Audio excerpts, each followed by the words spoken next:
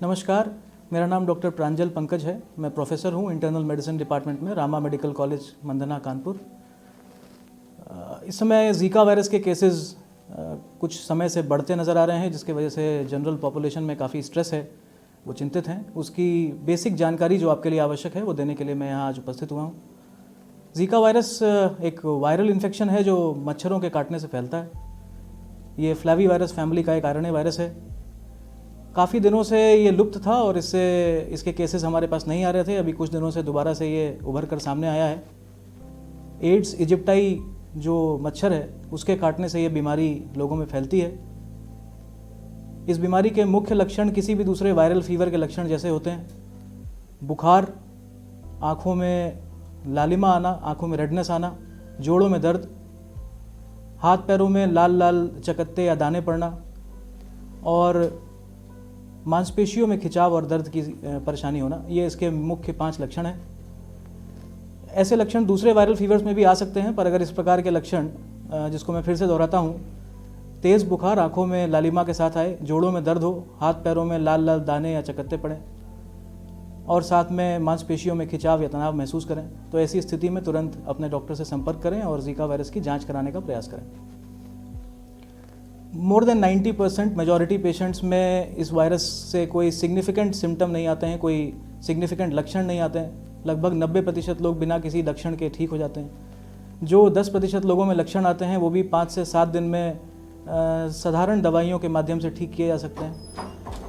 Most cases में किसी प्रकार का कोई कॉम्प्लिकेशन डेवलप नहीं करता है ज़ीका वायरस में। कुछ बहुत कम लोग ऐसे हैं जिनके इम्यून सिस्टम वीक हो या जिनको पहले से कोई लंबे समय से बीमारी चल रही हो, उसमें इस तरह के कॉम्प्लिकेशंस डेवलप करने की संभावना बन सकती है। कुछ केसेस में पैरालिसिस और गुलेन-बेयर सिंड्रोम इस इन्फेक्शन के 2 हफ्ते बाद रिपोर्ट किया गया है, पर मेजॉरिटी पेशेंट्स में किसी प्रकार के लक्षण नहीं आते हैं, इसलिए इसको लेकर के बहुत चिंतित होने की आवश्यकता नहीं है। हाँ, ज़ीका वायरस अगर गर्भवती महिला में हो जाए तो होने वाले बच्चे में डेवलपमेंटल डिफेक्ट्स, दिमाग का पूरी तरह से डेवलप ना होना, माइक्रोकेफली नाम की एक कंडीशन है जिसको आने की संभावना रहती है। इसलिए सबसे ज़्यादा ख्याल गर्भवती महिलाओं को रखना है, ताकि आने वाला जो बच्चा है, गर्भ के अंदर जो बच्चा पल रहा है, उसके अंग जो बन रहे हैं उसमें किसी प्रकार की परेशानी ना आए।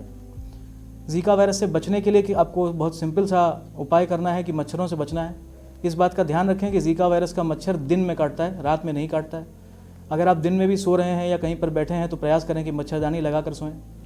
रात में तो मच्छरदानी अमूमन लोग लगा लेते हैं, दिन में कई बार नहीं लगाते हैं। दिन में बहुत आवश्यक है, दिन में ही काटता है ये मच्छर। अपने घर के आसपास सफाई रखें। ये मच्छर रुके हुए पानी में पलते हैं, जैसे कूलर में या बाल्टियों में या पौधों के पीछे। कई जगह पर घर में पानी का जमाव है तो वहाँ पर ये मच्छर ब्रीड करते हैं। इस तरह की जो भी चीज़ें आपके घर में हैं आसपास, कहीं अगर पानी का जमावड़ा है तो ये ना होने दें और उसकी सफाई कराएं ताकि मच्छरों से बच के रह सकें।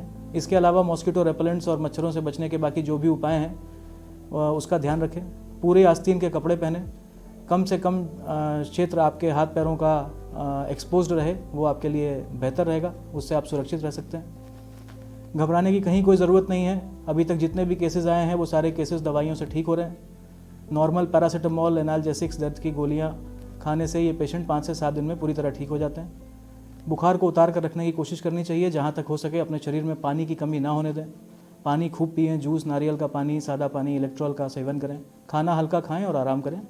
इतना करने से 5 से 7 दिन में आपकी बीमारी के लक्षण धीरे धीरे करके समाप्त हो जाएंगे और आप पूरी तरह स्वस्थ हो जाएंगे।